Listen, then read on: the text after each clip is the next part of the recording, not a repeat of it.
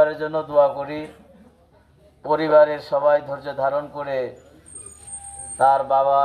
তাদের বাবার দাফন কার্যক্রম শেষ করবে।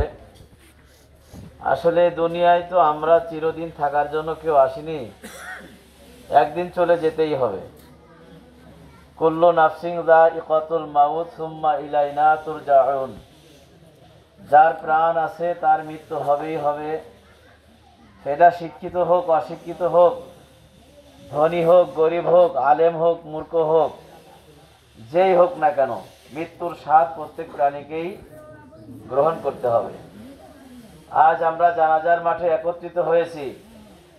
আমাদের জন্য সবচেয়ে পোড়া কপালের ব্যাপার হলো আমরা জানাজার থেকে শিক্ষা গ্রহণ করি না। আজ আমরা আকবর আলী লস্কর দাদার জানাজায় দাঁড়িয়ে গেছি। আগামীকালকে যে আমার জন্য এই খাটলো অপেক্ষা করতেছে, এই জানাজা অপেক্ষা করতেছে, আমার আপনার জন্য ঝাড়ের বাস অপেক্ষা করতেছে, ওই 3 হাত জায়গা মাটির ঘর অপেক্ষা করতেছে। এই চিন্তা চেতনা, এই চিন্তা, এই গবেষণা, এই পেরেশানি আমাদের মধ্যে নাই। জেনে রাখতে হবে এই দুনিয়ার জিন্দেগি কিন্তু আসল জিন্দেগি না। এই দুনিয়া ছেড়ে যেমনি ভাবে আজ আকবর আলী লস্কর আমাদের মাঝখান থেকে চলে গেল, এমনি ভাবে ঠিকই আমাকেও আপনাকেও একই পথের যাত্রী হয়ে পথিক হয়ে আমাকে আপনাকে বিদায় হয়ে যেতে হবে।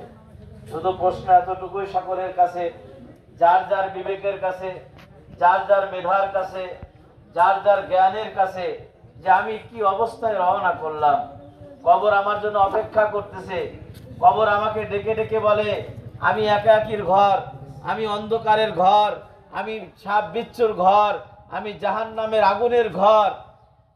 তাহলে আমরা কোন পথে রওনা করলাম, কি পুঁজি নিয়ে রওনা করলাম? মুনকার নকির অপেক্ষা করতেছে কবরের মধ্যে। মান রব্বুকা ওয়া মা দীনুকা ওয়া মান নাবিয়্যুকা।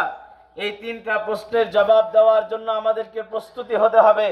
সেদিন যদি আমরা জবাব দিতে না পারি, সেদিন আমার টাকা আমাকে বাঁচাতে পারবে না, আমার বড়লোকগিরি আমাকে বাঁচাতে পারবে না, আমার মাতুব্বরগিরি আমাকে বাঁচাতে পারবে না, কোনো কিছুই আমাকে ওই দিন বাঁচাতে পারবে না। জেনে রাখতে হবে মুনকার নকিরের সওয়ালের জবাব যদি আমি আপনি দিতে না পারি, 2 পাশের মাটি এমন ভাবে চাপা মারবে, এক পাশে হাড্ডি অন্য প্রান্তে কটমট করে ঢুকে যাবে। কি অবস্থা হবে সেদিন?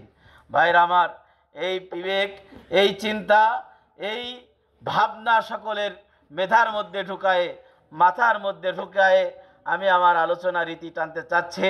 সকলকে জানাবো, আমরা যাই করি আর তাই করি, নামাজকে ছাড়বো না, যাই করি আর তাই করি, নেকির কাজ ছাড়বো না, যাই করি আর তাই করি, গুনার সাথে যুক্ত থাকবো না, যাই করি আর তাই করি, গীবতের সাথে যুক্ত থাকবো না, যাই করি আর তাই করি, তোহমাতের সাথে যুক্ত থাকবো না।